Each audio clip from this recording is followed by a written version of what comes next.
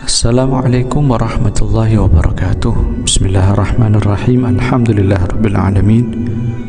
Allahumma shalli wa sallim ala sayyidina Muhammadin wa ala alihi wa sahbihi ajma'in. Ikhwani akhwati rahimakumullah.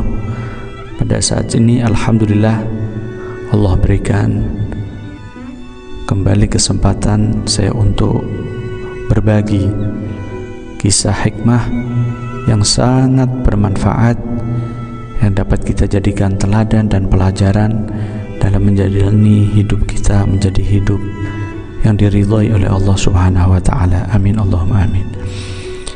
Yaitu kisah seorang ulama besar, Al-Imam Syaqiq Al-Balkhi rahimakumullah. Pada suatu ketika Al-Imam Al-Balkhi ketika pulang dari kegiatannya, beliau mampir di sebuah pasar membeli satu buah semangka untuk oleh-oleh keluarganya di rumah.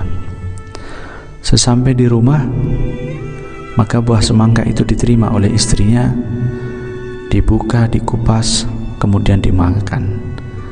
Dan ketika dimakan, ternyata buah semangka tadi terasa hambar, tidak terasa manis dan segar seperti harapan sang istri.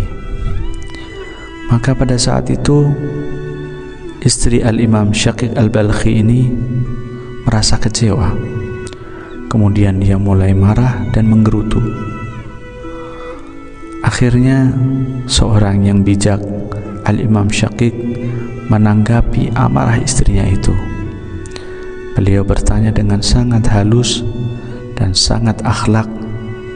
Beliau mengatakan dan bertanya kepada istrinya, "Wahai istriku, sebenarnya kepada siapa kau marah ini? Kepada pedagang buah itu? Atau kepada pembelinya kah? Atau kepada petani yang menanamnya? Atau bahkan kau marah kepada yang menciptakan semangka itu?" Istri beliau terdiam. Maka sembari tersenyum, Imam Syaqiq melanjutkan pertanyaannya. Seorang pedagang tidak mungkin akan menjual sesuatu kecuali yang terbaik.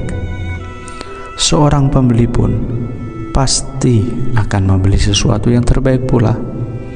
Seorang petani tentu akan merawat tanamannya agar bisa menghasilkan buah yang terbaik.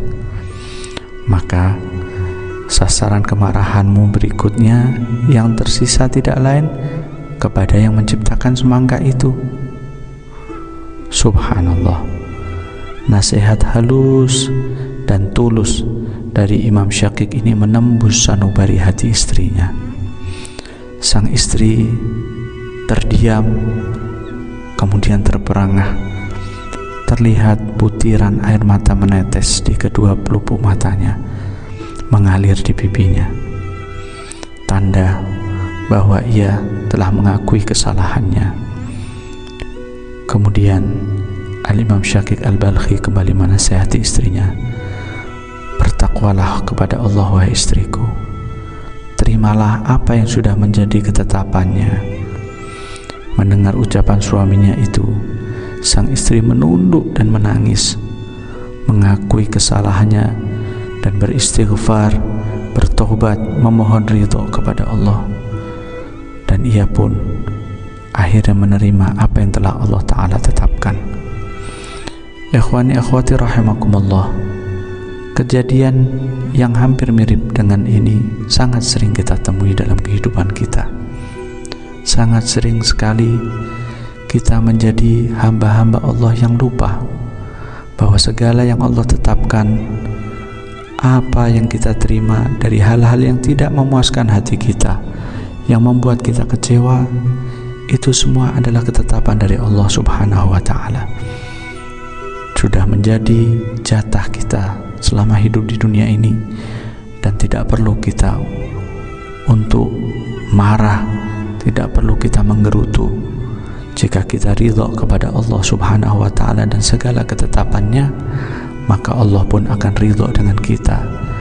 Allah pun akan ridha dengan sedikit amal kita dan kita akan diberikan oleh Allah Subhanahu wa taala kehidupan yang serba menyenangkan di dunia ini sampai di akhirat. Insyaallah kisah ini banyak membawa manfaat untuk kita. Wal afu minkum. Wassalamualaikum warahmatullahi wabarakatuh.